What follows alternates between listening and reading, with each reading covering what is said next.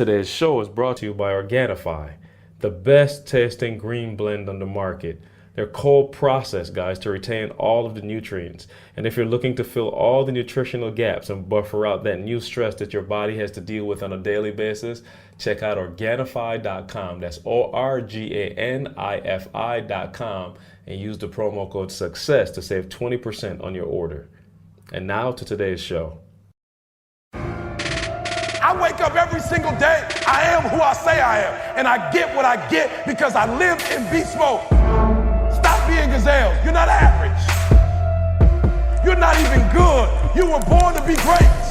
What's going on, world? Welcome to another edition of the Secret to Success podcast. I'm your host, CJ.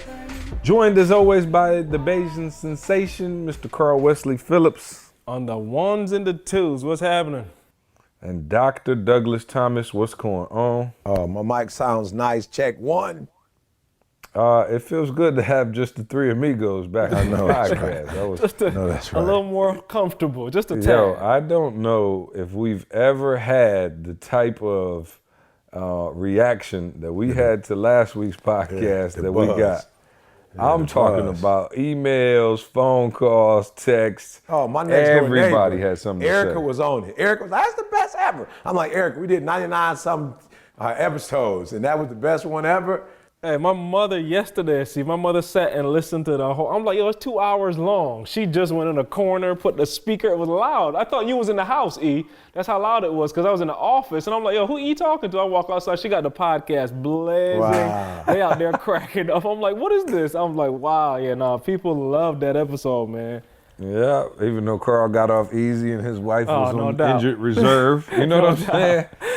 Got off easy, but no, man, it was a risk, a calculated risk, and I'm not sure how it went, to be honest. I don't know if y'all think higher of us or lower or whatever it is, but don't say that we didn't at least try to be transparent. So, yeah, we back, man. So how was y'all weekend, man? How y'all feeling? Oh, man, fired up. I said it on the Facebook Live, but for those that didn't get a hold of it, my brother, my mom was with him, his two daughters, and his kids are right around the same age as my kids. They literally drove right from Mobile, Alabama, like 15, 16 hours, drove all night, knocked on my door Wednesday morning, and we didn't know. I just opened the door like, who's this? Oh, wow. Like, boom, and his whole family just standing up like, wow. So the good thing is they're still here. Like, they just spent like 2 weeks with us just chilling, so just enjoying the family, man. Beautiful time. That's when you love your family. It's some people, if their family popped up for 2 weeks, you know what I'm saying? It might have been a different reaction. When y'all leave. We good, man. Just having fun. Just the kids, man. Just watching the kids. And you understand. You could tell that my Jordan especially is getting a little more mature. Him and his cousin, she's like 3-4 months older than him. They ain't fight this time, none. Like, they ain't fighting no more. Like, they're playing together now. You know, before it was, no, it's mine. Give me that back. It's mine. No, this time they're playing together, man. So just watching them, just enjoying that family time, man. So just, we've been having sun in Michigan the last couple of days. Like, I'm outside walking again. 62 degrees yesterday. It's crazy. So, everything good on this end. That's nice. Yeah, that's nice. Ian, I know you did the empty nester Thanksgiving. We saw you on the gram. It looked like you and the wife was just sitting there listening to old school R&B, cooking. But y'all did come off the vegan boy though. Just for the, if only for one night. Look to set if only for one night. Y'all know my wife, if she could come off of it for good, she would. So, no doubt. Pops had the dressing. Let me say this before you start. Pops was pulling people off their vegan diet for the dressing. With the dressing, no doubt. Sko been a vegan since I met him. Sko came off the vegan boy so sweet that day on the dressing. Oh, Sko was hitting the dressing like it was going out of style. I said, Sko, you know it's chicken in that. Oh, Sko said he don't care. Sko, and Sko was doing it. Man, shout out to Sko. I ain't never seen this. Legit. Yeah, Sko's roommate, I don't even know what it was called. It was actually Jay's roommate, but it was Sko's boy. But he has some rare disease that he just picked up his sophomore year in college where he can't eat anything. And he actually had to drop out, Carl. I don't know if you know it. Oh, I didn't know that. Yeah, he had to drop out, Michigan State. And he went vegan because he changed his diet because at one point, man, all he could eat was bananas, I think. That was the only thing he wasn't allergic to.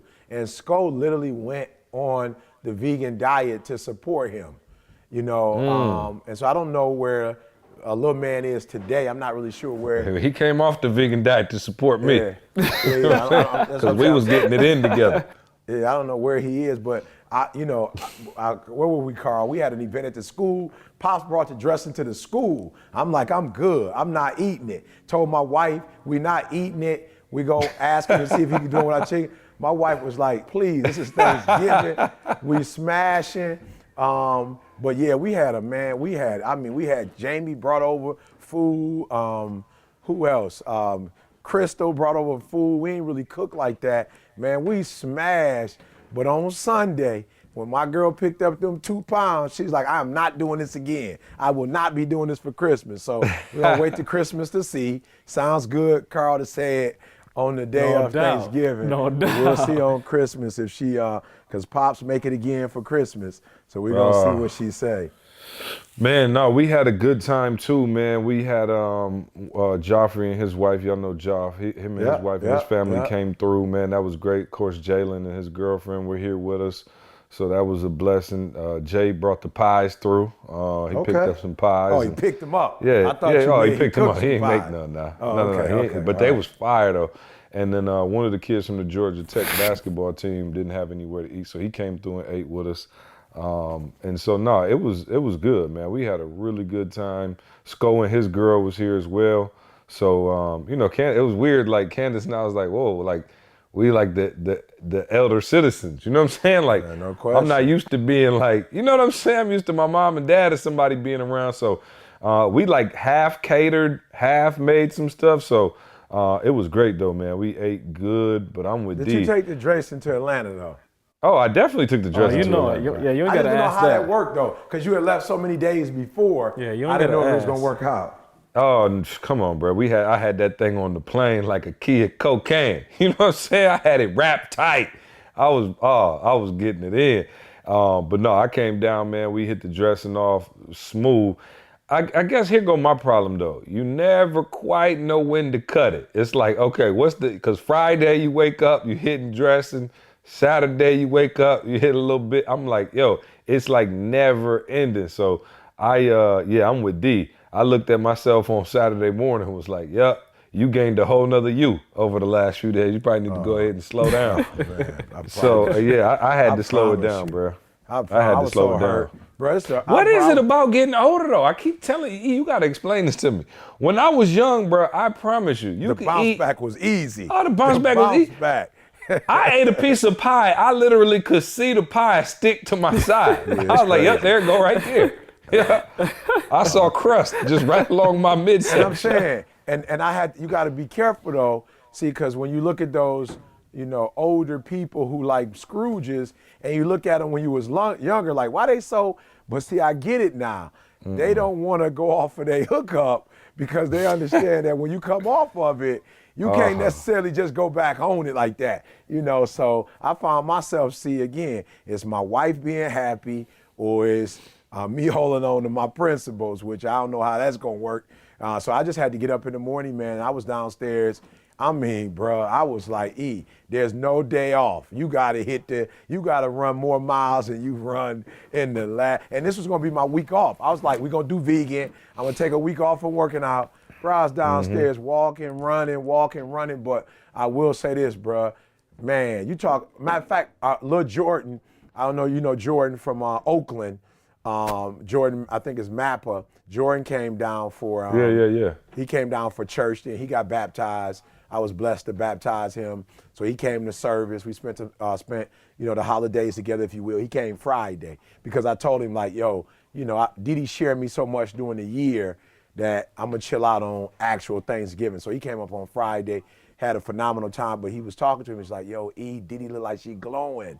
And I was like, yeah, bro, she is. You know what I'm saying? It's that dressing. Yeah, dressing. She getting her way. She having her way. You know what I'm saying? But I promise you, that dressing give you the glow like Bruce Leroy. Oh, I'm talking about Bruce Leroy. And so, man, it was it was just a blessing, man, to, like I said, come off. I stayed up late. I was up. Man, I watched, what's the name of that car? What was that called? Netflix, bro. I ain't never watched Netflix, Yeah, bro. he on Oh Netflix yeah, now, because see, y'all he got on the TV Netflix. now. Yeah, Y'all got finally the got. TV. He got like a 85-inch TV. Yeah. Something crazy. Hey, now I got a man. smart TV. He called me a couple weeks ago, like, "Hey, what's the best red box out?" I said, You know what I'm "Red saying? box? Where they do that at?" I was like, "Is this 2007?"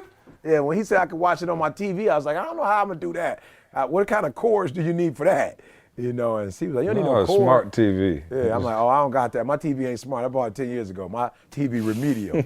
I got remedial TV. I bought that joint 10 years ago. And I don't know, I think we probably said it on the podcast, but Diddy went somewhere and spent $100 and won a 75-inch TV. And then Diddy went and paid, what's the name of those guys?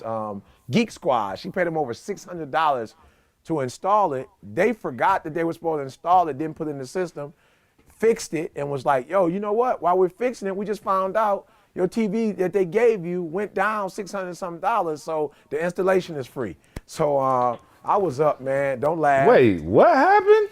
Bruh, won a TV. They But forgot. the TV was broke? No, the TV wasn't nothing wrong with the TV. TV was great. They just said to us, we $600 something back because I guess it went on sale from the time whatever store bought it and gave it away. They was like it went on sale. So they gave us when we got it installed. Oh, you said Geek Squad. What? They charge $600 to hang a TV on the wall? Oh yeah, bro. Oh yeah, Geek Squad, yeah, $600, bro. Yeah, you bet. Hey, for those of you out there who are looking for a skill, learn how to hang a TV. Oh, for real? No Learn doubt. how to hang a TV on the wall. Yeah, $600. Bro. And I think it was $600 for Carl for the piece, which was about $2 and some change, and then they probably charged about close to $300-400 to put it up. Yeah, y'all had that analog cord. Y'all had to upgrade that too. That analog cord. That basic cable cord. You had to get an HDMI cord, cable. Carl. We had that beta cord. Oh, I'm talking school. about a high def TV with low def cable. Yeah. So what did y'all watch on Netflix? It was some like comics. So it was like a comedy series. Yeah, it was a comedy series. So I don't remember the name of it. Hilarious, though, nonetheless. Y'all know I love comedy. I always thought if I didn't go into teaching that I would be a comic. So I love stand-up. But it was some stand-up hookup. It was pretty funny. Yeah, no doubt. All right. Well, yeah, no, my Thanksgiving was great, man. We hope everybody out there had a great Thanksgiving. I hope you didn't get stuck in the group text. I just hate it, bro. Like I got stuck in. I'm still in it. Here, what's today? Wednesday. Almost a week out. I'm still stuck in the group text. I know you can hide the alerts. I don't care. I want to be out of the group. I hate group text like my wife hate group dating. You know what I'm saying? Like it is ridiculous. So I don't know, man. I'm like, if I could literally shut my phone off to all group text, I would, because even y'all be group texting too much. No doubt. I don't answer. Y'all, if you hit me on the group text, I'm not in. I just assume it's not for me. I sit there with the one. We got one of them that's got like 8 people on it. Bruh, I turn my head away for 2 seconds, come back, it's 53 text messages in there. I'm like, I'm not getting ready to read this. So I still, maybe you know for what? New Year's.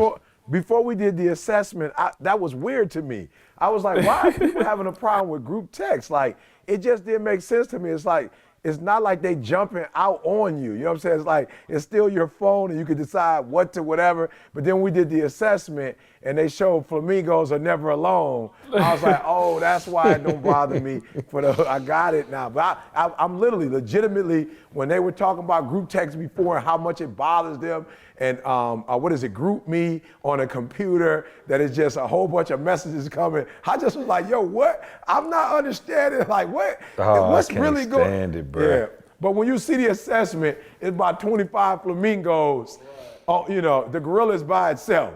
You know, the flamingo got 20 of them with it. So I'm like, makes sense now. By his, Yeah. I'm like, bro, I don't know, man.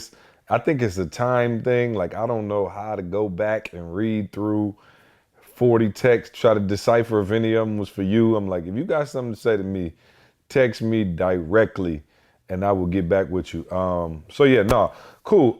Let's jump into the topic of the day, what I wanted to talk about. And I guess you had some stuff too, but I want to start off kind of talking about accountability and just that circle, you know what I mean? Like, I was talking to somebody recently, just kind of about the weight loss piece, and they were, talking about they were having a hard time, losing the weight or whatever, and that, their spouse wasn't necessarily, supportive, and they didn't have a community. And I was like, yo, one of the things that I'm grateful for, is not only the company that we've built, and like the professional push, but just the personal push as well. And E, I know you're huge on accountability. And I thought about it when I was like, yo, I can bring this up to E. You've actually been on like the same prayer line for how many years now? 20 years. Right. So 20 years that you've been on the prayer line. So, and I know how much that holds you accountable, right? I know you do a lot of teaching on there as well as a lot of listening, but just having that accountability over a long span of time and how much that helps you get it done. And it's crazy because when we go places and we do these conferences and, we were all over this whole year, and the main theme that comes out every time is like people like accountability. And when you think about it, it's true because most people can do the action for a minute, right? Like everybody can, for a couple minutes, I can fake it, or, I can jump on the treadmill, I could work out for 2 weeks. That's why January 1st, of course, you see everybody doing their thing, gym crowded, you can't get a parking spot, can't find a treadmill, and then it's over. And so if it's not just willpower, it has to be that accountability factor. And I wanted to know how much that played into your lives, E and Carl, but E specifically you, because you are so disciplined and you do things over a long period of time, how much accountability plays in that. So I guess E, like for you, is accountability still a huge deal, or you've been doing it so long and it's such a routine and you're so disciplined with it now that you don't really need the accountability as much? As disciplined as I am, man, I wish. Like literally, I wish that was a reality, that I was like in discipline, autopilot, but the reality is, for real, accountability plays a huge part, right? I even look at the vegan boy, so, like I said, Diddy was like, I'm not doing no vegan for the holidays, I'm eating Thanksgiving, Friday, church we ate, you know what I'm saying? And I look at how easy it was for me to come off the vegan. You know what I'm saying? Simply because, we were doing it together. You know what I'm saying? So it's kind of like you working out and the person you working out with take 3 days off, it could be a challenge. You know what I'm saying? So I was like, look, I'm just going to be real. Once Diddy was like, we off, I was like, cool, I'm off. So I had hit Willie Moe Jr. because that's who like my workout accountability partner is, and I was like, yo, Willie, don't expect no miles from me this week. Like it's not going down like that. Like I'm not doing jack. You cut off your accountability. No, I cut my accountability off. I'm like, Willie, I ain't doing jack. And like I said, we end up, eating regular. But Carl, I was like, I'm not gonna eat meat though, because I wasn't craving it. So I was like, yo, good, I'm good. So I ended up making the turkey for the church because like it ain't fair. You know what I'm saying? Just because you on a vegan boy, like it ain't fair. This is a tradition. You make the turkey every year and they love it. And I was scared though, because I was like, yo, how am I gonna make a turkey if I'm not tasting it? But lo and behold, Diddy was like, yo, it's the best turkey you ever made. So church is over, everybody eating, I'm eating, doing my thing. I finally go get a plate, bruh. Mind you, I'm not on eating meat, like I'm not there. Diddy like, I got your bread and your mayonnaise. And I was like, what? I was like, unbelievable. Like, yo, and we don't have time to get into it, see? But like, yo, that was huge, see? Because like for real, my girl ain't domestic, bruh. Like that ain't her thing, and for Didi to go to the store, see, like she literally went to the store and bought 2 fresh loaves of bread, you know what I'm saying? Hawaiian bread. And she brought mayonnaise. Oh, not the Hawaiian. With she the bought mayonnaise. The Hawaiian bread ain't nothing but a honey bun. You know what I'm saying? The Hawaiian bread is a honey bun. What was it, Carl? It was the Lowe's. I think they called it Lowe's. That joker is, I'm talking about all the way back. Oh, and it's the right size. Like it ain't big, it ain't thick. You know what I'm saying? It's the right size. Could've got a donut. Oh, bruh. And I'm sitting there thinking like, he don't be ignorant. You know what I'm saying? Like, yo, Didi don't do that. So the fact that she went to the store and bought you, anybody that knows me knows, before, you know, the little vegan boy, I'm a sandwich, and it don't have nothing to do with meat. Like, I'm just a sandwich Connoisseur. Yeah, it don't have nothing to do with lasagna, like you thinking mac and right. cheese, you thinking, rice, yeah, anything you that thinking could cold get. cuts or something, or brisket. But No. it could be cereal. You know what I'm saying? I hit a Honey Nut Cheerio sandwich. You know what I'm saying? Like, as long Y'all as it's laughing bread, right now, but he's so It's serious. serious. I'm so Absolute serious. real, yeah. As long as it's a piece of bread, mayonnaise, and cheese, it's on. And she was like, yo, I brought you some bread. And she was geeked. She was geeked, bro, like a little kid in the candy store. It was hilarious. I was dying laughing like, no, this is not happening to me. I'm not eating meat. And my wife says to me, I brought you a bread and I got the mayonnaise right there. I was He's dying so sexy laughing. right now eating that sandwich. I was dying laughing. So you know, I hit it, and listen to me, guys. I forgot it was Thursday not Thursday when I ate the sandwich, but Thursday when we was doing the dressing, you know, the potato salad, macaroni and cheese, whatever. And it dawned on me later that day, like, yo, you gotta go to Florence. With the fellas. Yeah, so I wasn't really thinking about that. I'm gonna be real, even though I told Willie, like, I'm off, I forgot we was connecting. And so whenever we connect, we doing push-ups when we see each other. Oh, no You know what I'm doubt. saying? We doing the whole nine. So I was like, yo, E, you cannot. And the last time we was at a conference, some little young dude I didn't even know was like, whatever, let's go. You know what I'm saying? And he started busting the push-ups out. And I'm gonna be real, I already knew he couldn't do 100 straight. You know what I'm saying? If I have to go 120, I can, but I'm like 100 is pretty much, you know what I'm saying? I don't have to go that far. So little man was going, and I was doing it, but I had been like in my zone. And all I could think about, little man just started shaking. And I was just like, oh, okay, yeah, he through. Keep going. So I'm thinking, you see Jeremy, you know Inky, his wheel, you know Willie Moe. And so I'm being real, see, Thursday, I went downstairs, you know, did like 3 or 4 miles, came back later the next day, did 2 sets or whatever. And it was that accountability. See, I promise you, if I ain't had to see them boys in Atlanta and then go to Florida, I promise you, I just would have caught up with them because I'd already told Willie, like, yo, Willie Moe, I'm good. You know, but I was thinking, okay, we got to take pics together. We're going to be on video. I'm like, E, you can't go with the super chunky. So try do as much as you can Thursday, Friday, Saturday, Sunday. And I said I was going to work out Monday when I got up, but my flight left at 6 a.m. I had to leave here like 4. I was like, yo, I don't got time to pray and, you know, do a full workout. So, see. Yeah, I'm just pissed though. Work, bro. As you talking, I'm just pissed because it's like you can go vegan for 8 months, working out every day. One Thanksgiving, and you back to looking like the Goodyear blimp. E Saturday right after church, and I was like, E, we got some work to do, because I didn't know he had gone back eating like that. And I was like, yo, your gut, I'm standing at the side of the church, and I'm seeing your gut again. Like, that's been gone. I'm talking about for like don't 2 take no days, time. bro. I ain't hit no bread. I hit bread on, and TJ told me, he was like, yo, the only way you're going to be able to keep your gut off is the bread. So I was like, all right, cool, boy. I got you. I ain't gonna eat no bread. I promise you, Thanksgiving for me started probably Sunday or Monday. My wife was like, let's go to the store. Can you make me a sandwich? I was like, make you a sandwich? I'm like, we ain't eating bread. She was like, I don't want to hear that no more. This week, we smashing this week. Don't tell me no more about. She's like, I did the vegan thing with you for the last few months. I'm asking for 1 week. I'm like, Didi, a week? I'm like, do you understand what a week is in terms of diet? Yeah, so no, man, I was so hurt, but hey, yeah, what they can say you a do, reputation take a lifetime to build and a second to destroy. I The don't same say a thing go second. with your waistline. A sandwich. A sandwich to It destroy. take a sandwich to destroy. A sandwich would And destroy then you. Jada came home. So you talk about celebratory. Oh, Jada came to the crib, and Jada been doing her thing as well. She's been doing a real good job keeping her weight off, especially with the freshmen. They say it's 25 now, see. I didn't know it was 25.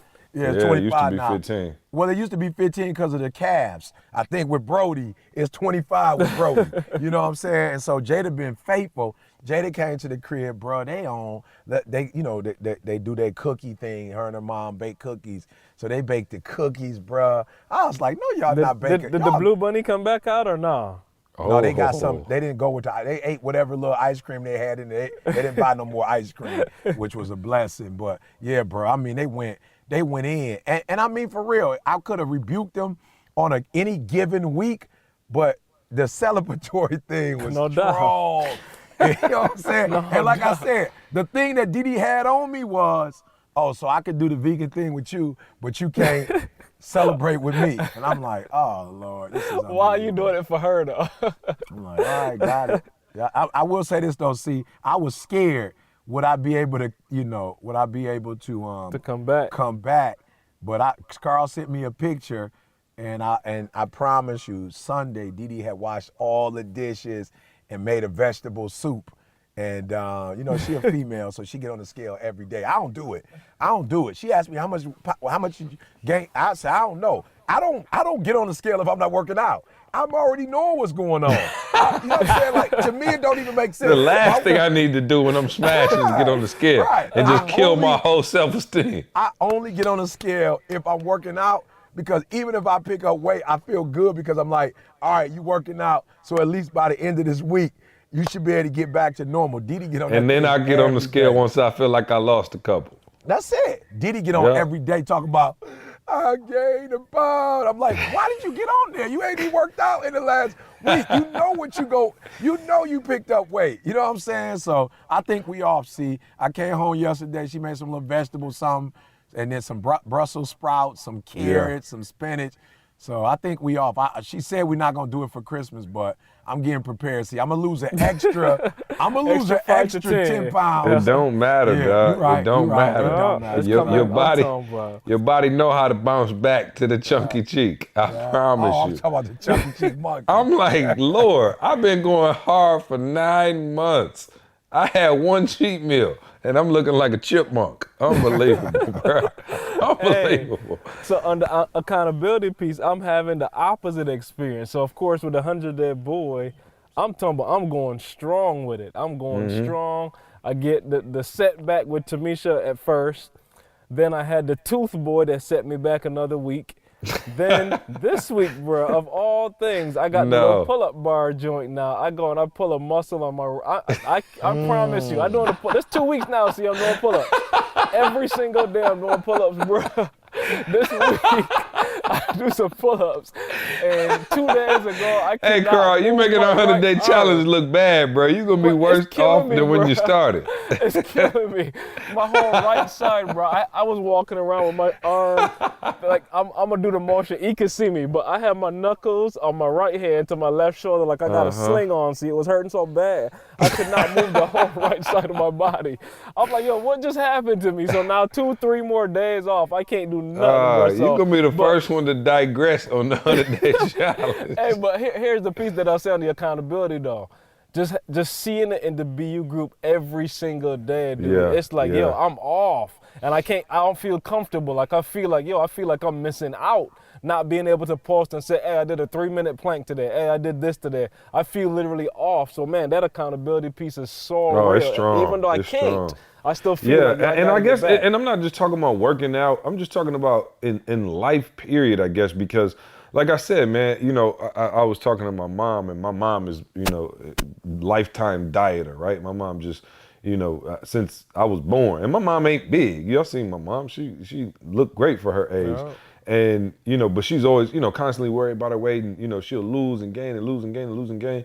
And she's been doing a really good job, like the last few months, just phenomenal. And I've been like big up on her, and she just said it was that consistency, and people telling her she looked good and things of that nature that's kept her, on the right path. But, I wonder to myself, like, when people don't have that accountability, and how you can tell yourself lies. Like, you know what I'm saying? Because like, yo, you can lie to yourself and begin to believe it, right? Like, you can lie to yourself and say, oh, okay, well, I'm not an alcoholic. I just like to have, whatever. You know what I'm saying? Like, as long as you don't have anybody sitting there going, whoa, like, yo, you're doing a little too much. Or you know what I mean? Like, you can get away with certain things. You let your body, your mind, your own thoughts get away with certain things because that's how we're wired, right? Like we can make excuses for ourselves. But when you got somebody holding you accountable, man, and telling you like, for real, you having Carl just sitting there like, yo, I was looking at you in church. I'm looking at you from the side and your gut getting big. Like, yo, that's something you need to hear. Like everybody ain't gonna tell you that. And so you wearing sweatpants and hoodies and trying to act like you the same size, you need somebody to tell you like, yo, your gut getting big. You might want to do something about that. And that accountability that we have with each other and that transparency is honestly what I think allows us to go to that next level, and not just exercise, guys. I'm talking about, in family. There's times when we got to be accountable to each other in our marriages and things of that nature. And I think, when people don't have that, I think is when you see people start, regressing. And in life, man, we want to constantly be moving forward. But I think people struggle with that accountability and end up backsliding, all too regularly. You know what I mean? Yeah. And Didi said something to me, I think a day or two ago that was deep. She said, I know it's going to be a challenge for a lot of married couples. She said, but I hope women are empowered. Specifically now, there might be men who need to be empowered as well. But she said specifically, I hope there are women who are empowered in their marriage where they can hold their husbands accountable. And she was making reference to the part where she said, you're flirting, and I'm not comfortable with it. And she was like, in some relationships, women are not, in a space where they're comfortable to say their husband might be doing something that they're not comfortable with. You know what I'm saying? And it's like, they just got to suppress it and say like, oh, okay, well, you might be, you know what I'm saying? Like, I don't like the way you're communicating with other women or, some of your relationships or whatever. And they're not in that position. So I think, beyond Carl and I being able to hold each other accountable, I think that we shouldn't be afraid to be in environments where we're challenged. Because if you're in an environment where there is no accountability, is what you said, you're going to be at that level that you're at forever, or you might start to digress some, but when you're in a relationship where people can say, and it doesn't always mean people are right, but when people can express like, yo, I feel like, E, you lazy, you know what I'm saying? It's like, oh, okay, well, I don't think I'm being lazy, like I'm grinding. Yeah, you are, but maybe you could do this or do that. Or, hey, E, remember when you said, and I put it out yesterday, like I had 2 major goals before I die. One, learn Spanish, and that's been a goal of at least 15 years, maybe or more. And the second one was, I want to be able on the piano to play the Handel's Messiah. You know what I'm saying? So I'm like, yo, I'm not going to punk out and keep it to myself. Because if I punk out and keep it to myself, I don't ever have to do it. You know what I'm saying? But when I say it out loud, it puts me in a position where somebody's going to say, yo, E, you been saying you want to learn Spanish. Like I see this one dude, my boy Hector. Every time I see Hector be like, yo, E, because he helped me a little bit when I had Spanish classes in college. And he's like, yo, did you learn? And I'm like, nope. But I didn't feel bad. I just felt like, yo, I kept telling myself I was going to do it. And it's like, yo, E, at some point you got to do it. You know what I'm saying? And like, what I mean by that, what I'm trying to say is, I never took accountability like, get out my face. Don't say nothing to me about Spanish. Doggone it, I ain't learning. You ain't heard me say nothing in Spanish. You know what I'm saying? Like, come on, why you being ignorant? You know what I'm saying? What you trying to do? Put it in my face? You hadn't heard me say nothing in Spanish, so I didn't learn it. I didn't take it like that. I took it as he said, you came to me and you told me you wanted to learn Spanish. So I'm reminding you of what you said your goal was. That's what I'm doing. So I think we have to be cautious, because some of us have gotten to a place where the reason why we're not being held accountable is because we make people feel uncomfortable when they hold us accountable. And for a lot of us, it starts with our spouse. Our spouse can't tell us nothing. Our kids can't tell us nothing. Like, I'm gonna be real, I'm old school, bro. I'm not really into my kids, trying to critique me. Like, I'm not into that. But I know when Jalen says something to me, and I need to be corrected. You feel me? I know when Jada says something to me, and it's like, Jada, right. Even though she only 19 and she my child, and I didn't have the right to critique my parents, that's like a no-no. Like back in the day, I wasn't like, you can't come and tell your parent, I think you're struggling in your parenting. You might want to make some adjustments in this area. You can get your 2 front teeth knocked out. Right. I'm talking about for Christmas. I'm talking about for Christmas, and then they wrap them for you and give them back to you on Christmas Eve. You know what I'm saying? So I just want to make sure I make that point, is that there are those of you who are not making people feel comfortable giving you accountability, and you got to stop. Yeah, and I think that's especially important for somebody like yourself or others who perform at a high level already, right? Because when you deem yourself to be further along the road traveled than somebody else who's trying to give you information or feedback, you can kind of toot your nose up in the air, you know what I'm saying, and kind of, tend to not want to listen to that. And so what is it that allows you to take that feedback and that critique from people who may not be, in your same lane or even worthy to talk to you in a certain kind of light where most people would look at somebody and go, okay, you work for me, or you my child, or I did this. Like, who are you to tell me? Like, what is that thing that allows you to still receive that? Well, when you're focusing on the results and you're not focusing on like whatever the reason or whatever, like, why are you talking to me? No, it's results. These are the results we want. Like, my children and I, like, for real, we've talked. There's certain results they want. Like, as kids, they're like, yo, we know who our father is, like, at his best. That's what we want. And so when you're doing some stuff screaming and hollering, it's like the reason why we're holding you accountable is because we're not used to that. Or if you in the room, like if I'm, you know what I'm saying, if I'm temperamental, my kids not used to that. They used to me being like always pumped up and geeked up and kind of high. So when I'm walking around the house and I ain't saying nothing, they're like, whoa, what's going on? So it's not that they're, nitpicking or trying to, what's the word? See, I'm looking for like get out of their lane. Mm-hmm. You know what I'm saying? And talk to me in a way that's disrespectful. They're like, yo, here go the results we are accustomed to. These are the things that we know my dad, is trying to do. And right now, Dad, like, it ain't working. Like, this ain't working. You know what I'm saying? So what do we need to do? And my kids aren't the kids that's saying, I take responsibility. They not at that age yet, see, where they're like, maybe I did something wrong. They, for the most part, for them, they're like, yo, you the guru. You the father. You the one that is supposed to be the pastor.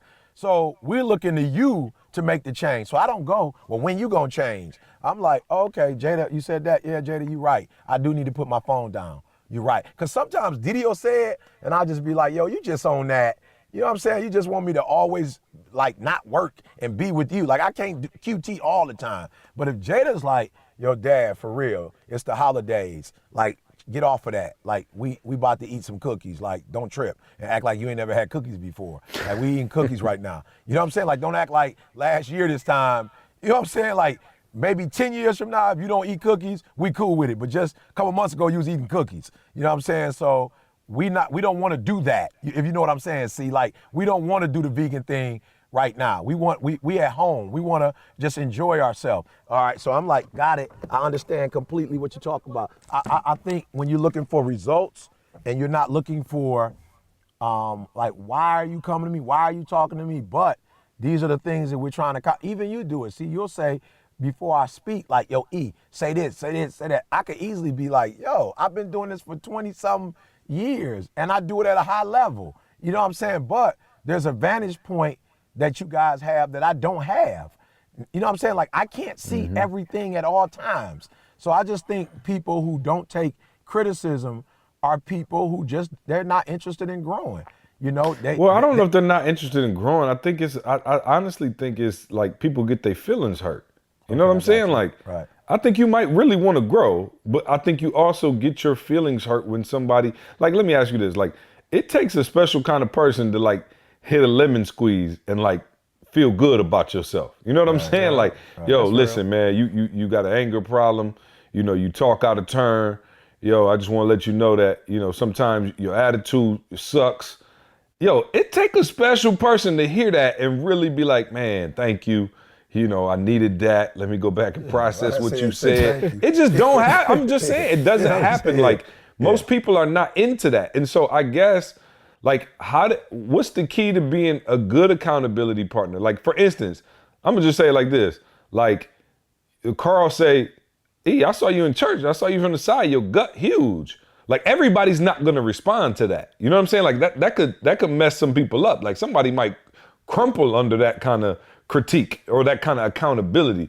So I guess, like, how can you be a good accountability partner? Like, how do you hold people accountable without being like a nagger? You know what I'm saying? Yeah, I think, again, see, I'm always about taking full responsibility.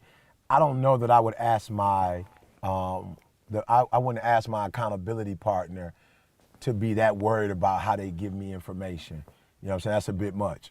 I think the person that is looking to be held accountable needs to figure that out. You know what I'm saying? So don't ask somebody to hold you accountable, or don't put yourself in an environment of accountability if you're not willing to receive it, you know what I'm saying, and move forward. You know what I'm saying? So for me, it's a situation where it's like, yo, for real, I really know that if I get these results, let's say, for instance, the gut, there was a reason why I did it. I told you, I ain't never had no problem with a gut. Like I'm not an image dude. You know what I'm saying? I'm not saying there's nothing wrong with it. But if you look at like TJ, I'm sure because TJ only got 4% body fat, he's concerned about his body image. You know what I'm saying? As in the same way I'm concerned about my character.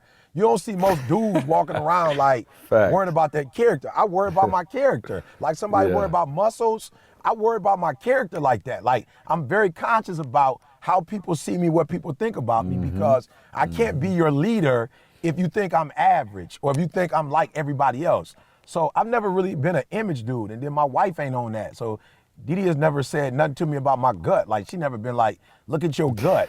It was two reasons why I wanted to lose it. The first one was you gave me some information and you said, E, we looked at the numbers, and there's a large following of people who are in the health industry, and for me it was like, yo, I can't, what I'm saying? Like, I know they gonna listen, but there'll be another level of respect and credibility they have if they see me trying to pursue this weight loss boy. You know what I'm saying? Like if they see me working at it. So I'm not interested in looking like no bodybuilder, but when cats see me, I remember when Jameis saw me.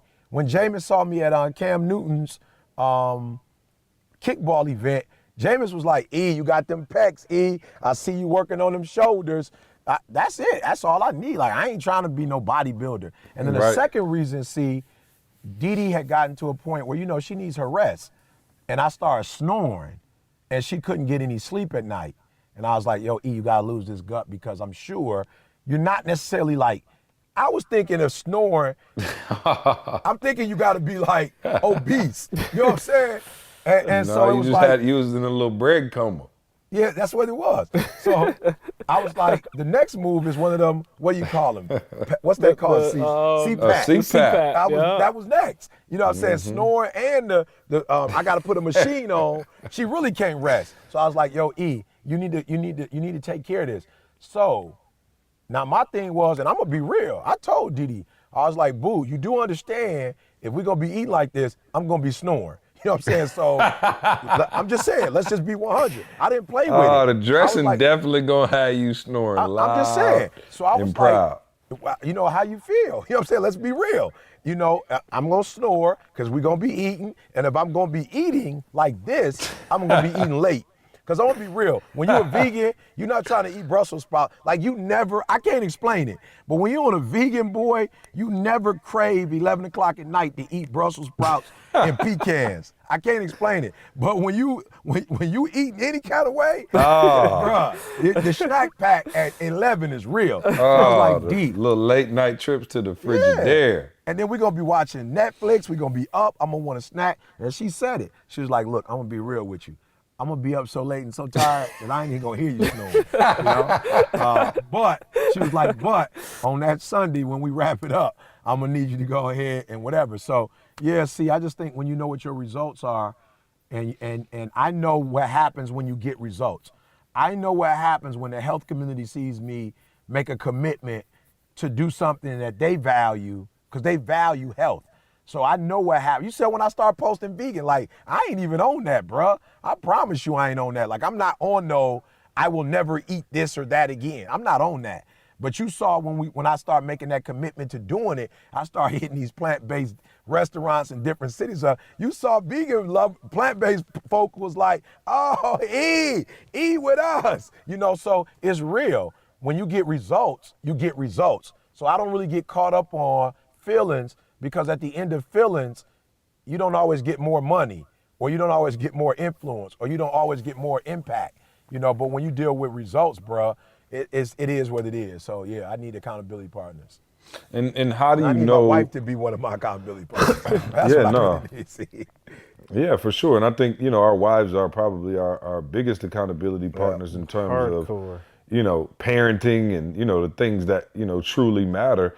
I think, Carl, and you can answer, I think the tough thing can be, though, man, we live in a world where people got ulterior motives, you know what I'm saying? And so, like, sometimes, man, you get people who trying to be your accountability partner and, it's like they got an angle, you know what I mean? And it's like, you don't really know who to trust and who not to trust. So obviously for us, it's different, right? We got, the three of us, Josh, you know what I'm saying? Like, Shauna, Tay, like we got our crew, right? Like we got our crew of people who are, we have a culture of accountability, if you will. If you're just working, like not just, but if you work a job and, you're kind of friendly with the people at work and, you don't have that, how can you start to build that circle of accountability and who do you know to trust in those situations? Because you can't just listen to everybody, because there are people who got ulterior motives and want to see you hurt. You know what I'm saying? And some people's spirit is just sensitive. Like, I'm gonna be real. I have to hold my wife accountable in a whole different way. And it's just through loving her and leading by example. I would never, ever, ever, ever say nothing to my wife about weight or nothing else. First of all, my wife looks fantastic. I'll just say that, by the way. But I'm saying, even if she gains some weight, whatever, I'm not getting ready to be like, oh, babe, you think you could? I'm just not. I promise you, I'm not. The risk reward there is just nowhere even. Because my wife's spirit is sensitive in that regard. So if I say something, she's not necessarily like, oh, okay, I appreciate that. Let me get to work. She just got a sensitive spirit, like, like I said, I said before, she kind of would go that route of like, oh, I'm terrible and I've let you down. I'm a bad wife, you know what I'm saying? And I'm like, whoa. So I have to hold, I guess it's a different kind of accountability when I say, you try to just lead by example. I don't know, I guess, Carl, E, do y'all have, do you know what I'm talking about? Or how do you lead and how do you like invite those people who can hold you accountable into your life? Yeah, I'm thinking it through. See, we're spoiled. Like, let me just say that we're spoiled because not only we got us, we got the Breathe University community. Like, I'm able to find somebody in every area, like spiritual, what I'm saying, physical. I can find somebody in every area. So I'm trying to remove myself from, what I have and see, okay, what does this world look like? Where, like you said, I'm going to work and there's some people around, like, it's cool. We might have hung out 1 or 2 times at an office party, but how am I really making that connection? So I think the first thing is, I would say, is you got to find somebody that shares a similar interest. Because again, you just don't want input from everybody just to have input. You know what I'm saying? Mm-hmm. Like me giving E input on his weight versus TJ giving him input on his weight is 2 different things. Like, yeah, I can see your gut, but I can't help you lose it for real. You know what I'm saying? Like, I don't know nothing about that. Like, I'm just pointing it out. Right, I'm just letting you know. But TJ saying something, or a health professional saying something about most diseases linked to this, it's a whole different circumstance. Like, you're gonna hear it a whole different way. So I'm saying, like, I think the first step will be find somebody that's sharing the interest. Like, y'all can work out together, y'all could do read together if you went to reading, y'all could do Spanish together. Like, I want to find somebody that shares the interest first, because to me, like, the level of accountability now is different. Like, it ain't just me telling you about yourself. It's now we're helping each other in this area, or you are further along than me, or just something. But that would be, to me, the first step, because I'm thinking it through. See, like, and I'm really stuck. Like, yo, how do you really create that? Because it's devastating not to have it. Could you imagine having to go home and try to create everything on your own? Like, for real, your spiritual life, your emotional well-being, your physical health, your diet, like, you're trying to do all that on your own. You can't. Like, humans are social. Like, we are humans, we're social beings, and that element has to be a part of it. So I'll be honest, like, I got that first step, but y'all have to help me beyond that. Yeah. E? Yeah, I agree with what Carl is saying. Like, I'm doing Spanish, so I'm doing it with George, or Jorge. I was laugh and say we say George is because that's what it looked like in English, but he speaks the language. But then I'm also doing it with Nikki, who is Puerto Rican, but has only really done, English for the most part. Like, she doesn't really speak Spanish. But of course she knows it because that's her environment, but she doesn't necessarily speak it like that. So for me and her, we have a good relationship because she's not as, that much further than me. So we're on apps together doing our thing, but then George is there to help us to say, that's not right. You know what I'm saying? It needs to be done like this. So, but I think like when it comes to a gut or something though, like what Carl was saying, I think it's okay for you to critique a person if you know that person is capable of making the adjustment on their own. You know what I'm saying? So like if you say the gut, I already know what I gotta do. Stop hanging out with Didi. You know what I'm saying? I'm good. You know what I'm saying? I'm good with that, you know. But if you ask somebody like, I won't name no names, but let's say you know somebody who's obese and you tell them they got a gut, well, they don't know what, they don't have the power to do anything about it. So of course, you're telling them you hurting them. But if you tell me I'm probably only 5 pounds away, and I should say pounds, see, because I'm gonna be honest. I got on the scale, see, this is crazy, see. I got on the scale, I was only 2 pounds heavier, but it just looked different when you got dressing in your system. No doubt. You know what I'm saying? Versus broccoli. It was the same weight. I'm just being real. It was the same weight. See, it shifts around a little bit. It shifts differently when you got apple pie sitting on it. You know, you got butter in it. And remember, I went like maybe, like you said, see the shift though. But I went like maybe 50 days with no even grease or butter. You know what I'm saying? To when you eating certain things for the holidays, it's full of grease. That's all milk. It is. Grease, butter, sugar, milk. That's all it is. Mixed with some other colors. You know. So yeah, but I also think, you know, for those of you who are serious about it, you may not be in an environment where people are comfortable with it. And this is why BU, this is not a shameless plug, but this is why you need to be in environments like Breathe University. Because I hear people all the time, like they'll text me on the side and ask me questions. I'm like, bro, it's not the information. I'm not telling you, I'm not about to say nothing you have never heard. The reason why you need to be in Breathe U is because that's what's different.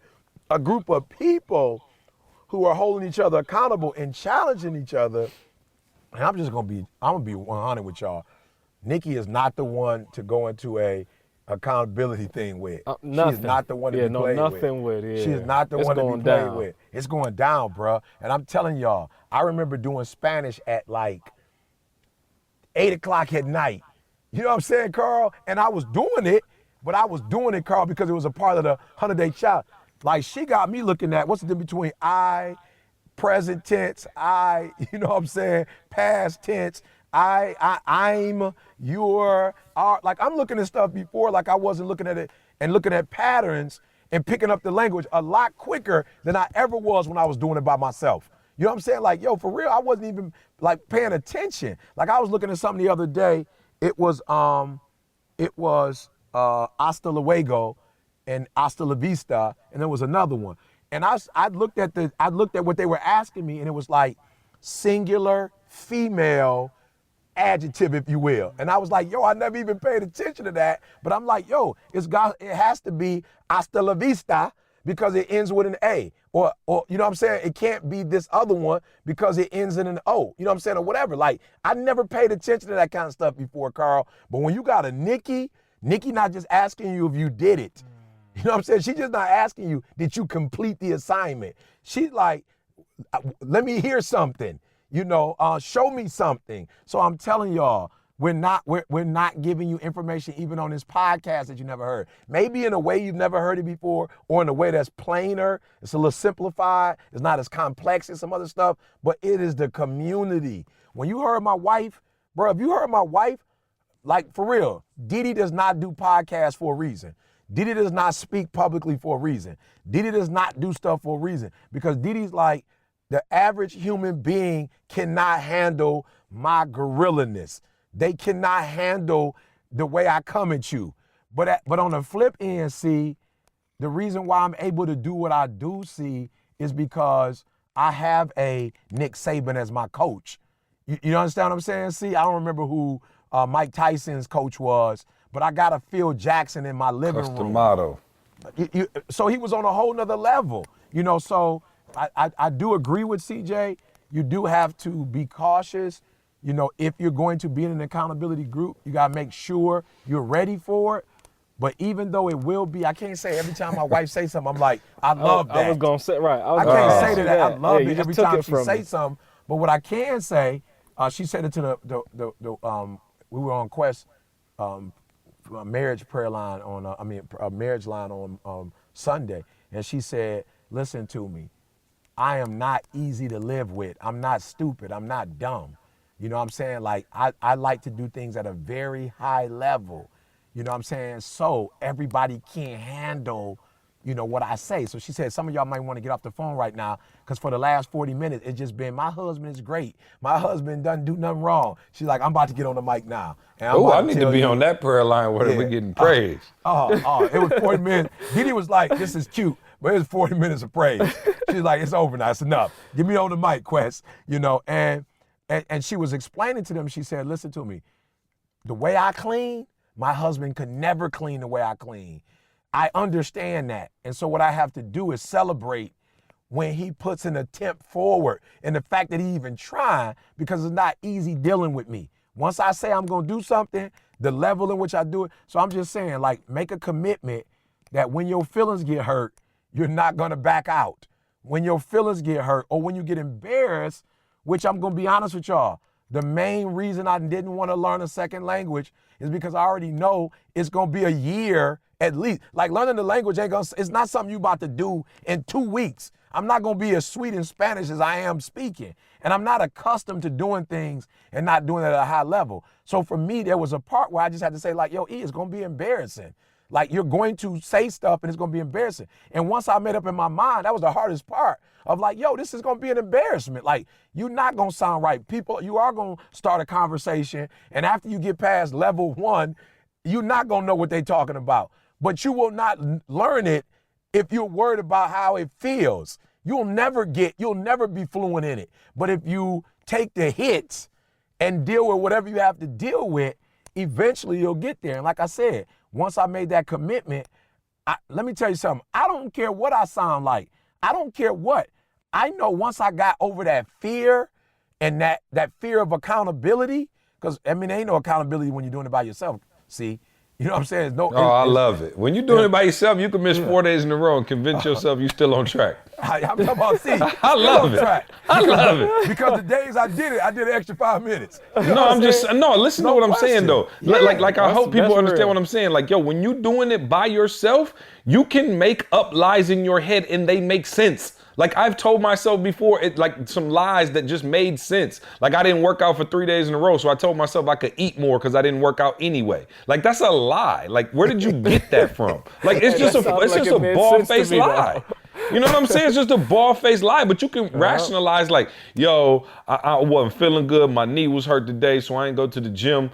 And then, it was somebody's birthday, so I ate. And then I wasn't tripping like that because it was Sunday. And then Monday's coming, I'm going to get back to it. Up Monday, I feel a little head cold. Man, Tuesday, like, if you don't have accountability, you can lie to yourself till you blue in the face. And the problem is you start believing your own lies and you look up and your life is not where you hoped it would be, where you expected it would be, or any of those things. And I really think, like, having that accountability group, guys, having that accountability, like in BU, like, for real, we'll go back to BU since Carl brought it up.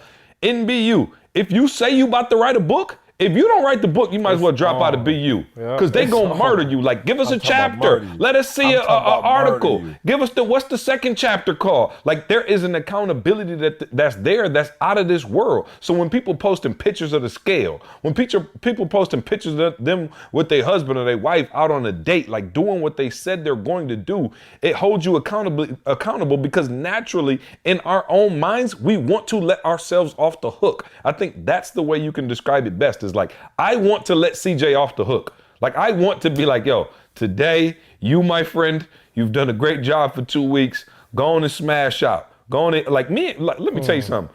We threw the pies out. Them pies was about $35, $40 a piece. All of them had at least half of it left. You know how it is by the time everybody done eating Thanksgiving. The pies, everybody hit like a piece, and then you so stuffed you can't eat it. Well, guess what? Everybody left the next day and left me, Candace, at the house with a sweet potato pie, about 3/4 of it, half of a peanut butter pie, which peanut butter is my like absolute weakness. Shout out to, I can't remember, somebody brought me like a whole thing of Reese's peanut butter cups to a conference once. And then what was it? What was the third one? We had sweet potato, peanut butter, and pecan. So we had all of these pies at the house. Like, yo, I threw them away Because in my head, I just kept rationalizing hitting a little piece. Like I kept rationalizing like, yo, it's Thanksgiving. You already hit a piece. You didn't even eat that much. You worked out this morning so you could have a piece. Like I'm just telling myself all of these things to make myself feel better about not doing the right thing and having that accountability partner who can be like, yo, you wrong. Fix that. Chill. You got to get up. Did you work out today? Send me your workout numbers. What's the picture of the scale say? Did you do your homework? Let me read a chapter of that book. Having people in your life like that who can push you in that way, I promise you will take you to a whole nother level. So see, you just said something that jarred my memory. Now, I'm not a medical professional, so if I'm wrong, please. But I did stay at a Holiday Inn last night. I stayed at a Holiday Inn last night. I did. But get this, see, your body actually shuts down when there's too much pain. Your body shuts down. Like people pass out. Stuff happens when your body, okay, like I don't know what to do no more. I'm shutting down. This is the only way I know how to protect it. So what happens is, like literally, we are built, if you're not mentally strong enough to push through something, your physical body will say, I can't get it done. By nature, as a human being, your physical body will be like, you know what, I'm good. We're not necessarily like designed to go through, you know what I'm saying? Like your body, in terms of your nature, I'm not saying your mind now, your nature is some hurt. Let's move away from that. That's your nature. So anything that's giving us too much kind of, you know, any kind of resistance at our very nature is, hey, let's get out of here. This ain't working. Something ain't right with this. There's pain involved. We out. So you're fighting your very nature every single day you get up and try to do this thing that's harder than, you know, just waking up and eating and going back to bed. Right. Every single day you're fighting your very core nature because, again, your body is looking for the easiest route. Now, obviously, we know mentally you can push through stuff and get through pain and get through difficult circumstances. But again, hear what I'm saying. You're fighting against your very nature. Your body does not want to experience pain. No part of your body's waking up thinking like, I want to go hit my knee today and just see that it feels good. Right, you know what I'm saying? So your body in itself is fighting that thing. So the accountability is that other thing that can push you. Because again, you can push so far on your own. Right. E always says it. But in the group, you know, we're hearing another voice, like you just said, C, is the thing that can propel you past your natural feeling. I'm saying we are fighting, I'm gonna keep repeating it, we are fighting our natural selves every single day we get up and try to do something bigger and better. Good. We're fighting our natural self. Your natural self is terrible. You know what I'm saying? It's terrible. Your natural self just want to be chunky, hitting pies. Boy. I want to eat bread sandwiches. I'm telling you, my natural self is a SOB, bro. I promise you. And not shortness of breath. Yeah, I know, right. And here's the challenge, though, see. Here's a challenge. When you're hanging around other people who don't want to be held accountable. A group of people that their natural selves are chilling. Now you ain't going to say nothing to nobody because you don't want nobody to say nothing to you. You ain't said nothing. I ain't said nothing. We both in the 46 pants. You know what I'm saying? That's real. Feeling good. Oh, unbelievable, living bro. the vida loca. I'm talking about feeling good, bro. Yeah, misery love company. You know, it's so crazy too, man, because sometimes I get on myself and I'm like, yo, see, okay, when you do eat bad, when you don't hit the gym like that, when you know, y'all know the feeling like when you like put on your pants and you like, ooh, I had a little bit more room in these joints last week than I did when I just buttoned them up now. Like I needed a belt last week. It looked like I might be able to just rock out in these natural, right? And so what's crazy is while at the moment you feel better eating that pie and all them leftovers from Thanksgiving, when you go put on the pants, you feel worse. Mm-hmm. And so how can we experience that? Is it delayed gratification, Carl? What am I trying to say? Like that's what it is. You know what I'm saying? Like in the moment, you like you can't deny your flesh, but then you feel like I don't know. I've never like. I mean, I done smashed out, and you feel disgusting, you feel full, you feel nasty. I wake up the next day, I don't feel right, and I'm like, yo, why would I not? But when I eat right, like even though I might not have wanted to eat the grilled chicken salad for dinner tonight. But in the morning, I wake up, I feel light on my feet. I got more energy. I'm running around with the kids, the whole nine. But like, why can't we see that as the win and not the peanut butter pie? You know what I mean? Yeah, I'm gonna be honest though, man. I was telling Carl this about something else. I'm actually grateful that we smashed, you know what I'm saying, for the holidays. You know what I'm saying? And I'm gonna tell you why. Like I said, I'm just being real. I didn't want to do it, not because I didn't want to enjoy the holidays. I just didn't want to do what you said, and that was, go backwards. You know what I'm saying? So I wasn't really on the whole, because like I said, I saw the dressing a couple times. It wasn't like I didn't want to eat it and I don't know what it tastes like. I just was like, yo, to me, it ain't worth it, to eat that, and then I got to work out super duper hard. You know what I'm saying? And I'm at a point in my life right now where I'm held accountable to so many different people that it's easier for me to be like, yo, it don't make sense to go back. You know what I'm saying? But what I'm super duper grateful for, and not just with my wife, I had to realize this even with my kids. You have to do that sometimes, see, so that you have your own personal experience. You know what I'm saying? And with the vegan boy, a big part of the vegan boy for Didi was, Eric wants me to do this. Eric wants me to do this for my health. At no point was Didi ever like, she really wanted to do it. So here is she, like Carl said, she's waking up fighting this foodie. So we going out of town, and for years, our big thing was we watched this show together on TV on where you travel and go get the food. And I'm being real, even though we don't eat certain things, we would literally find that restaurant in that city and we'd go eat. So it wasn't even just about eating. It was about fellowshipping, watching programs, researching. Like it was a part of it's a part. Yeah, it's a part of your day. Yeah. Yeah. It was a whole, like, we traveling to New Orleans specifically for how do you say it? The beignets. Is that how you say it? Like we went to that particular shop where they had them, and so it's nostalgic when we go back to. When we land, see, you know what I'm saying? Or when we somewhere and we're seeing like these little fake ones at Cheesecake Factory or Grand Lux. We're going back to, in our minds, to whatever. So when we stopped, a big part of it for Didi was, this my husband, I love my husband, and I'm gonna respect my husband, but I'm not gonna lie to you, I wouldn't have made the decision on my own. So then when we do this weekend and she eats the way she eats, and she like, I'm just gonna be honest, other than maybe the dressing, she wasn't, and the turkey, she wasn't like all the other stuff really tastes like. She was like, yeah, that was good. Yep, that was good. Yep, that was good. But it wasn't really worth it. And she was the one that got up on Sunday and cleaned the refrigerator out.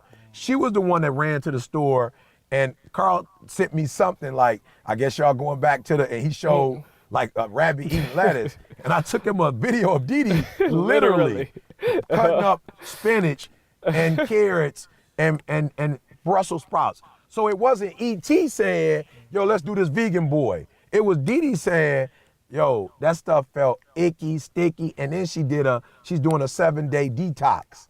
So she's been taking whatever, like she's doing something with Rochelle. What is it, Shakely? Yeah. She's doing something with Rochelle. So she's been hitting that. And so it just felt good, see, even though we may have gone back, I felt like now we about to go forward in a stronger way, because there's not the one dude holding his wife accountable. Now his wife is also in it and fully in it and saying like, okay, I agree. I know my cousin cooking, but Didi was like, get something from Leah in a couple days. I want to make the vegan dish this week.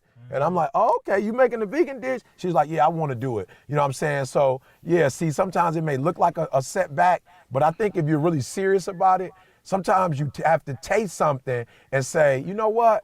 I ain't about this life like I used to be. I'm trying to go forward. So you hate to fall, but sometimes I think the lessons you learn, they're so personal and they're yours that you're gonna come back with a greater commitment, other than when somebody tell you to do something and you're doing it because it's the right thing to do, but not because you personally value it, if that make any sense.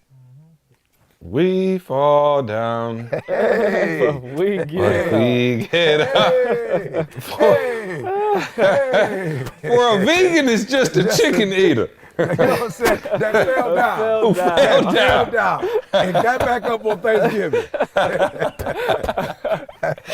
Yo, y'all silly, man. Oh, man.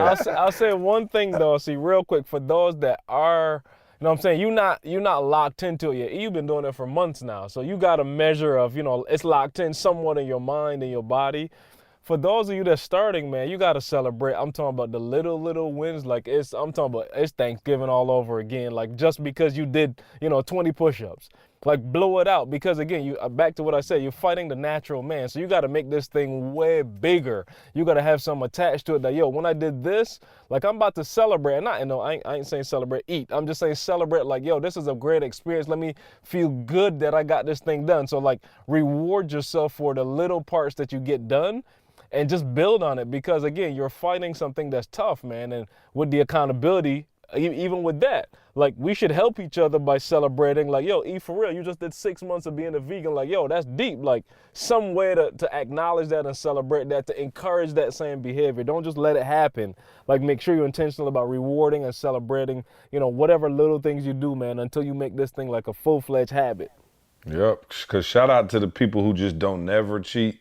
You know what I'm saying? Like, that's like some Navy SEAL stuff right there. You know what I'm saying? Just the people who like on Thanksgiving was still hitting like the tofurkey or whatever it's called. Yeah, no question. You know what I'm saying? Them people savage. I'm like, whoa. You know what I'm saying? Because sometimes I just like knowing I got something to look forward to. You know what I'm saying? I like a little, just a little carrot at the end of the stick. Like, you know what I'm saying? You want to know, like, oh, okay, I'm gonna grind it out, but man, come Christmas, I'm smashing. You know what I'm saying? Sometimes that can keep you focused. Sometimes when it ain't no light at the end of the tunnel, you just like, no, and I think that's what I said. I think for Didi, that's what Didi's on. And I have to be cautious, see, because I can't have that addictive personality. Oh, yeah, but here's the thing, though, E. I felt what you were saying, but at the same time, that don't work for everybody, because you take the same situation you just said and put it with something like alcohol. Somebody who's sober 6 months can't go back and have a couple drinks to realize they don't like it. Because guess what they're gonna say?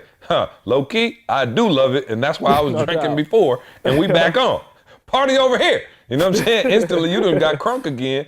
And so I'm saying, I feel you, but even that's dangerous because you could backslide all the way. And so how many times have people went on a diet for, 6 weeks, 8 weeks, and then, you hit a couple little birthday parties and, you know what I'm saying, a couple holidays, and now it's 6 months later and you ain't even thought about the diet. And so I agree that it can for you work, but I think some people probably need to go cold turkey, no pun intended, I agree for with good. You. I agree with you, but I disagree with you in that when you talk an isolated incident, I think that's what gets people. Now, I'm not saying go get drunk. I'm not saying that, guys. But what I am saying, Carl, is that I think if Didi would have been by herself, then Didi probably would have just been like, bump that vegan thing and move on. But I think because I'm with her, and even when we're doing what we're doing, I'm asking the question, how long we gonna be doing this for, Didi? Like, what's the cutoff? And so I just think when you have an accountability partner, see, which we started this thing with, it makes it easier. Now, alcohol might be something deeper, like I don't know, but I'm saying. Alcohol, drugs, even food for some people. Like look at Bobby. Shout out to Bobby and BU. You know what I'm saying? He runs an addictive eating, or what is it called? I'm sorry, it's eating disorder. Yeah, like overeating or whatever. I'm saying, so for somebody like that, if food is their drug of choice, that can be dangerous. You know what I'm saying? So I'm saying, I don't know. I guess I feel what you're saying, but at the same time, some people just need to go cold turkey and never go back. You know what I'm saying? And they do, but I'm saying even when you look at Bobby, let's be real. It is the accountability.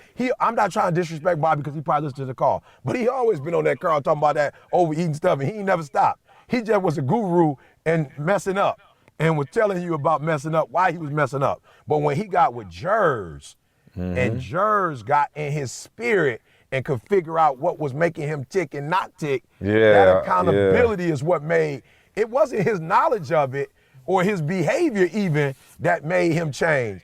Jers tapped into something that was able to hold him accountable in a way that he had never been accountable before, and then boom, Bobby took off. So I agree with you, C, but I'm still saying I think it's something about having the right accountability partner that is a trigger to help you to do things that you never thought you could do before.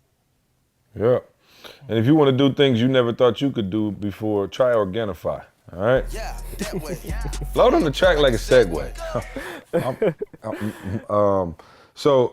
Guys, Organifi, I had to be honest. I was talking all that trash last week. We did the podcast early. I was in Michigan, feeling great. I ran out of Organifi, and doggone if I did not get sick fooling around with that 20-degree weather, the airplane, and everything else before I could get back to the Organifi. I got hit a little bit, man. My nose was stuffed up. Nothing crazy, just, the morning phlegm boy. I'm still just, kind of knocking it out now, but I'm back on my Organifi heavy 3 times a day. I got a full stash at the crib. So, yeah, we're at it, man. And again, man, we're getting testimonials from all over the country of people who've been trying it, loving it, just going to that next level, losing weight, supporting their immune system, the whole nine, man. All greens, again, guys. If you are like me and you're not getting ready to do the green juice with every kale and everything my wife tries to do, she ends up doing it a couple times a week, but I like to do it every single day, man. And Organifi makes it super easy to get your greens in, man, every single day. So try it out. A discount on us, okay? Don't say we never did anything for you. Put in the go to Organifi.com, ORGANFI, ANIFI, and put in the promo code SUCCESS, man, and get 20% off your order. Again, Organifi.com, ORGANIFI, Organifi.com. Check us out. Use the promo code SUCCESS. Also, man, this is special before we get to Ask ET for our podcast community only, right, Carl? Yes, and sir. Do you have the promo code? So we wanted to extend our offer for you guys to join BU with us. There has been no better time to join than now, man. We are rocking and rolling. We are in the middle of just something incredible. And I asked Carl if we could do a promo. We did a Black Friday promo. You guys can get the exact same Black Friday, Cyber Monday promo that we had running only for our podcast listeners, only for the podcast listeners. And you'll hear, I told Carl, give me a promo code that is specific to the podcast, so I know only my podcast listeners can get. But guys, you heard us talk about accountability, all right? In BU, people are writing books. You just heard about Bobby. Shout out to Bobby, who's lost. How much weight did he lose? 100 pounds? I can't remember how much, but it's between 50 and 100 pounds. Yeah, I mean, like just crazy. We got like success stories of people losing weight, marriages. We got the marriage calls. Josh is doing the business stuff. We got the calls on Thursday, man, with myself. For the entrepreneurs and the branding. East Sunday calls just been off the hook lately, man, and we're really doing some phenomenal stuff, man. So if you want to be a part of a community, if you want to have that accountability that we talked about, come join us at BU. There's never been a better time to invest in yourself, all right? We're going into the new year. A lot of y'all going to have goals and dreams and all of these things, and you're going to need some people to help you get it done with you, and we want to be a part of that, man. We want to be a part of helping you reach that ultimate level of success. You guys rock with us every week on the podcast. Now stay connected with us throughout the entire week at breatheuniversity.com. Carl, tell them what the ridiculous Black Friday, whatever we have for them, tell them how they can get it, and then give them the promo code. All right, y'all. So here's what we did for Black Friday. 50% off for 3 months. 50% off for 3 consecutive months. So if you want to do Thrive Level, Strive Level, or memberships, you can literally sign up now and pay half. And I mean half of the value of, and C just told you, we got like 3-4 weekly calls. You're on the phone with Eric, CJ, myself, Josh, the whole crew. We got marriage calls. We got all kinds of stuff. I mean, access to events, Carl. We do special private events. We do meetups. You get premium seating at the live events. Just everything you could ask for, really. We have courses on there. People are asking a lot. Okay, so what is Breathe University? So we have courses on there that are taught by Eric himself. We got the Secrets to Success course. All the books that we wrote, we actually have Eric going through and explaining, from the mind of the actual person that wrote the book. What did I mean when I said this? Like, how can you apply this to your life? So we have principles in all our courses. We've added some new content. We got some business courses. We got Jers adding an entrepreneurship course. And Jers, if you're listening, Jers is he got feedback already on the courses that we just released. And I'm talking about 5 stars on all, like I saw like 3-4 reviews, 5 stars on all the courses. Man, so there's a lot of content in there. Whoever you are, I'm telling you, there's personal development. We got business development. It's all there for you. In addition to, we keep talking about our Facebook community, guys. I'm telling you, we got 2,000 plus with the 100-day challenge. We've added like another, over probably 1,500 people. So you're talking about 3,000 plus people total that are waiting to help each other let me just say it so you can understand, blow up, bottom line. Yeah. Like we're there to help each other be accountable. We're there to help each other, like C said, write books, start a business, LLC, nonprofit, whatever, family, I love it, kids, Carl, because we literally everything. have everything. So if you wanted to start an LLC, we got lawyers. If you know what I'm got saying, if it. you wanted to start a fitness Real estate, class, we got whatever. fitness instructors and people looking to join fitness classes. Everything you could need. I said one of the things I love about BU is you an author in BU. You already won because a couple hundred people gonna buy your book just because you in BU. Yep. You know what I'm saying? So it's love. Carl, give them the promo code. And let them know that we got a private promo code just for that. So y'all gonna laugh, but our promo code is secret. So not Sandy,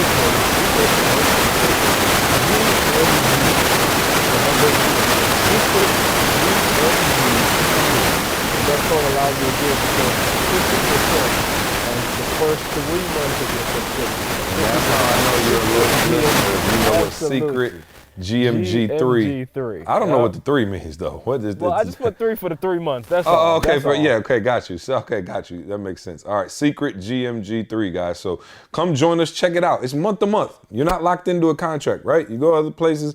It's like a cell phone contract. Like you can get this price if you pay it, and you got to lock in for 2 years. No. It's month to month, guys. Check it out. If you like it, cool. If you don't, if it's not for you, get out. All right. So. Appreciate it. We love y'all. And keep us accountable. See, give us the feedback as to why you don't like it, because we're going to make you like it after that. We want the feedback too. Yep, for sure. Cynthia in West Virginia said, thank you so much for having your podcast. It was amazing to hear your wives talk about their experience. Joanna in Jersey said, please have your wives on again. Thomas in South Carolina said, that may have been the best episode ever. You guys are brave for having your wives on. Shows that you really back up your words, or else you wouldn't do it. I think so. That was hopefully the goal. I hope that worked out. Let's see. Ray in Peoria said E's on here, so you didn't have to write it like that. But he said, how does ET get himself ready for his sermons as opposed to his regular speeches? I think they're the same, see? Okay. I don't think there's a difference. I mean, I'm pretty observant. I watch stuff around me. I listen to the people, who are in my space. And so, I think it's the same. See, I don't think it's different, Yep. Shout out to our BU family who gets access to those sermons on the rig. Let's see. Chris in DC said, I'm thinking about getting rebaptized myself. Do you think I need to pick a certain area to focus on in which I need to be delivered? Yeah, your weaknesses. And more importantly, the weaknesses that are a distraction, or a disruption to the people you love the most, the people you're closest to. Jane in Belleville said, E.T., how do you deal with stress? I have a full-time job, 3 kids, one of whom has special needs, and a husband that I try to be there for. It gets very difficult sometimes, and I feel overwhelmed. I love your videos and love you. Wondered if you could help out. I told y'all, man, it may sound weird, but I get up every morning and pray at 3 o'clock in the morning. And what that does. Do you still have stress, E? Like, do you ever feel stressed? Rarely. Like, seriously, don't lie. Just be honest, because I probably know you as good or better than most everybody on the planet, maybe except for Didi. And I can't say that. Not anytime recently have I seen you like stressed. Maybe irritated a little bit, but not necessarily like about a situation, but not just like stressed. Yeah. So do you still feel stressed? Yeah, no, I don't. But does this make sense? Like, I don't feel like I feel stressed because I'm doing the preventive thing every morning at 3. Does that make sense? It's like I'm talking, like when you do meditation, you're talking out loud. Like I'm talking to God, if that makes sense. I'm listening. So what I would be frustrated about, I'm getting it out in the morning, if that makes sense. And I'm doing it pretty much every day. So I think people who get stressed is because they have issues and they hold on to those issues, if that makes sense. Like, and they think of that thing over and over and over and over again, and they don't release it. I think, to me, that's what stress is. So let me ask you something real quick. What about if something happens? I'm just saying, we just bought a church or property, or I'm just being practical. Like, something happens, we can't get funding, or I'm just trying to make up something. Something happens out of your control. You ain't even get a chance to pray about that today. How do you process that kind of stuff? Well, I don't worry about it until I get to pray. And I'll give you guys an example. We just recently had a situation where we were threatened that we weren't going to be able to get the church Yeah, I think we permit. talked about that, E, but I don't know if we Yeah. ever told people that we made it to the other side. So yeah, you guys heard us talking about people trying to hate on us with the church, and didn't want us to have the church, but we won the good fight. We kept fighting the good fight, and we won. So Yeah, just so a I'm just quick gonna say, update see, on I that. wasn't stressed about that because I felt like it's not possible. Like we do too much good in the earth for you to stop us from having something that we could do more good on the earth. You know what I'm saying? Just think about all of what we've done without a facility. You know, so now we got 16 acres. We can build stuff. We've got 2 big, beautiful buildings. I just didn't see in my mind how, Carl, that could be stopped. You know, so in my mind, I don't stress about things because I just feel like with Didi with her health, I could be presumptuous, but I'm just not seeing she's gonna be blind. She's gonna be in a wheelchair. Like, I just don't think like that. I'm thinking, oh, this is gonna work out. It's gonna actually make us better. And for those of you who are listening, we are 10 times better. And I believe it has a lot to do with the fact that I thought we were gonna get better. I think if I would have stressed, she would have stressed. You know what I'm saying? If I would have stressed, the church would have stressed. Her mom would have stressed. I didn't stress. I was like, oh, we good. Now, I'm not gonna say my daughter didn't stress. Jada probably was one of the few that stressed. Jalen looked like he had no stress whatsoever. He took my word for it, that everything was gonna be okay. You know what I'm saying? He continued to do his thing and enjoy his college experience. You know, so I just think, see, that to me, stress is unnecessary. It's nothing productive or positive about it, and nothing good ever comes from it. So does that mean that when you have an issue that you shouldn't have concern? Yeah, I had concern. So guess what I did? I sent my best soldiers to the meetings. I sent my most articulate individuals to the meeting. I got the people who had the most administrative abilities at the meeting. You know, I sent the best people that I could send. I sent my wife to the meeting. And guess what? Most of you don't know this, but it was during the exact same time that I do the Success Series. And I never canceled the Success Series to go to one of these meetings because I sent the best people to represent us. And I just felt comfortable that between God and them, everything was gonna work itself out. You know, so I try not to stress, see, like the most I can stress about is probably my family and their well-being. But even that doesn't make sense. You know, I have the power as the priest to do something about it. And I try to use my energy to do something about it than to stress about it. But I'm not, you know, I just don't want you guys to think ET has always been here, because I wasn't. When I was homeless, I was stressed out. When I was taking 12 years to get a 4-year degree, I was stressed out, which is why it probably took me longer than it should, because of so much stress and trying to figure this out. I used to have a spirit of paranoia, and I had to address it, you know, and I got that from being on the streets and being in abandoned buildings and sleeping in cars, and I had to address it, see. But I never really, at the end of the day, see, saw where stressing or putting energy into something negative, it never yielded me any positive benefits. It was always a liability. So I got to a point in my life was like, yo, no more liabilities, only assets. All right, let's do one more. And this came off of Twitter. You tweeted something and somebody tweeted you a question back. You tweeted, you can't change your behavior if you don't change your values. And somebody hit you back, Jose Israel, Jose, Jozay. He said, I'm trying to understand how this is going to change my behavior. You see, I value my wife and kids, yet I'm still drinking. I guess he got a drinking problem, but he values his wife and kids. Does that make sense? I get it. Yeah, it makes sense. It's not really a question, but. Yeah, I know. It makes sense. So here, let me explain this to him. So I remember Didi and I, one of the bigger contentions between Didi and I was that Didi wanted to work, right? And I didn't necessarily value having a spouse, a wife that worked. Like, I didn't really see in the grand scheme of things how it was going to, like, the goal that we had, I didn't see how it was going to help our goal, see? You know what I'm saying? Like, I just didn't see it. Like, I couldn't see her going in at 7:30 in the morning and coming home at 5:36. And Didi's the type of person that she puts in, whatever she does, it's 120%. So I can't see you coming home from work and having a whole bunch more energy, you know? And so I love my wife, just like my man said, I love my wife. But we would get into it about it, even though I love my wife, see, because I didn't value her going to work every day. Like, I didn't see it as something productive or positive, if that makes sense. And so we would keep fussing about it, and I would keep praying about it. And God was like, why are you praying about it? Like, nothing's gonna ever change. Like, you think it's a bad thing. So nothing good is gonna ever come out of it. Like, why are you praying? You don't see the value in it. You see it almost like, as a negative, like you're actually messing up our family, like where I'm trying to go and what I'm trying to do. And I realized, okay, I gotta see this differently, okay, because this is what's killing me. And so what I started doing, was saying, oh, it was because of you we had insurance. It was because of you we had stability. Oh, this is what you enjoy. So if you didn't do it and you was just at home, you'd be miserable.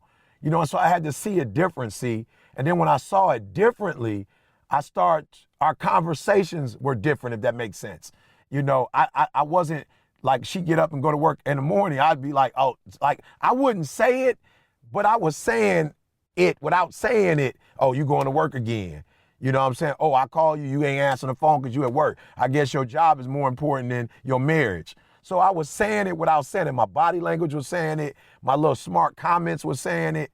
But then when I got to a point where I was like, yo, this is what she valued. Like, her mama was a single parent. Her mom worked. All the Mosley women work. Their grandma worked. Like, this is what they do. So like how I get pride when I get up on the microphone and spit and I see people get their life to Christ, that feeling that I get, that same feeling she get when she get in the car and go to work. And I can't change that. I can't make her something that she's not. And so when I start valuing her job, our conversations changed, my behavior changed. I wasn't talking crazy. I was like, oh, okay, have a great day at work. Hey, when you get home from work, I'm gonna have the food ready. We're gonna play a Uno, whatever. And so when she was going to work and I was pissed, when she would get to the crib, I wasn't cooking, I wasn't doing nothing, because I'm like, oh, I'm gonna see what you do for the house. Since you've been at work all day, I'm gonna see what you do for the house. But then when my mindset shift, I was like, yo, I'll make the house sweet so that when she gets home, whatever time we have together, then it's gonna be sweet. And so everything changed. And guess what? When I started to value her and value that, I realized, ooh, I can get her to stop working. If when we get a building, when ETA blow up, and then it's not that she wants to work there, she just want to work. So now guess what she's doing? She going to the church and cleaning the church up, organizing the church. She's doing stuff for ETA. So when she realized that I value her work, I'm just saying, yo, just don't do it at the job no more, because at least there you got to do it whether you want to do it or not. The days you don't feel like getting up, you got to whatever. I got a situation for you where you can only work the days you feel like working, and you can only work 3 or 4 hours if you want, or you can work 8 hours if you want. So let's still work, but let's transfer it and do it in a way where it's going to meet all of your needs. You know what I'm saying? And so she was like, bet, I quit. But I guarantee you, she going up to that church on a regular basis. She's doing stuff with ETA. She called Carl up there, like, you called me and told me you wanted me to do something. What was it that you wanted me to do? So when I changed my values, and realized I value the fact that she goes to work. I value the fact that all she wants to do is get up in the morning and clean the kitchen and go downstairs and clean the downstairs and come in the garage and clean. I value the fact that she works. I didn't used to value that. Now I value it, and now that she sees that I value it, it has changed everything, So I hope he understands that and that makes sense. Yeah, I think it does. Carl, is that what he was asking? I'm not sure that's... Yeah, it sounds different to me. So I was going to say C to it, because it's a little... So I think he's saying I value my wife and kids, but I can't stop drinking. Can't stop drinking. He doesn't. Okay, that's where. No. Okay, yeah, you're saying. Here's what I'm saying. That's the part you amended. You're like, okay, so yeah, I got you. No, what I'm saying to you is, if he valued it, he would change his behavior. No. This is what he has to do. He values alcohol. You understand what I'm saying? So that's why he can't change that behavior, because he values it. He sees it as a stress reliever, or whatever he sees it as. So something happens in his life, and in his mind, he feels that the way for me to handle this is to drink. He values that. So what I was saying with Dee Dee was, I didn't value her working, So that's why I behaved the way I behaved toward her, right? But once I changed my value and was like, oh, I value her working now, my behavior changed. He values alcohol more than he values his family. You understand what I'm saying? Mm-hmm. And so if he's going to change his behavior with his family, he's got to look at alcohol differently and say, what is it about alcohol that I love so much? What is it about alcohol that relieves me of stress or whatever it does? I don't know what it does because I don't drink, so I'm not really sure what alcohol does. But it does something to him, see, that allows him to maybe escape from his wife nagging or his bills or his stress. That alcohol does something. And what he's going to have to do is say, you know what? I value my family for real, meaning that I see my wife as this, I see my kids as this, and when I do this, this bothers them, this hurts them, so I'm gonna have to stop doing that. And right now, the alcohol is more of a, how do I use the word value so you guys can understand? But it's more important to him. You know what I'm saying? It's something that makes him feel a certain way more so than his family does. And I'm not saying that he doesn't love his family. I'm saying alcohol is at rank number 1, it's a high and priority. family might be like number 4. Yep. Yeah. No, I got you. Yeah, that I makes got it. Yep. Cool. Good stuff, guys. December 9th and 10th, we are in Newark. All right. Yes. We are in Newark, Last East one, Coast. man. East Coast. Last public event of the year. An entrepreneur event, a 2-day entrepreneur event. It's going to be exciting.